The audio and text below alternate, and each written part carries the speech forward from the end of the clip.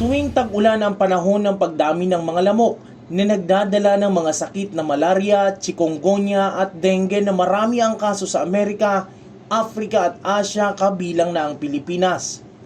Nakukuha ang dengue sa kagat ng babaeng lamok na Aedes aegypti na 3 hanggang 14 na araw ang incubation ng impeksyon sa dugo. Kabilang sa mga sintomas nito ang pabalik-balik na lagnat, mga pantal sa balat at pagbaba ng blood platelets na maaaring maging sanhi ng pagkamatay kung hindi maaagapan. Sunod sa kautusan ni Governor Mix Villapuerte bilang paghahanda at tugon sa pagpigil ng pagdami ng kaso ng dengue sa Camarines Sur, nagsagawa ng malawakang clean-up drive sa lahat ng munisipyo. May mga identified po na mga municipalities kita na nagdadakol po talaga ang kaso kang dengue sa Inda.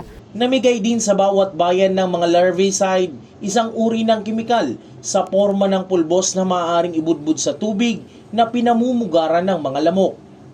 Ayon sa mga eksperto, hindi lang sa maruruming tubig nabubuhay ang lamok. Igwa din po kita minsan na malilinig, araw po kaya mga sa water dispenser o sa dish rack. Igwa din po duman sir ng mga nabubuhay pong lamok. Di mga common po na yaon po sa loogang harong ta, igwa din po dyan mga lamok na nabubuhay. Pero pinakamainam pa rin ang paraang search and destroy ng mga pinamumugaran ng lamok para maiwasan ang paglaganap ng dengue. Ang dengue po na nakakagadan pero naiiwasan.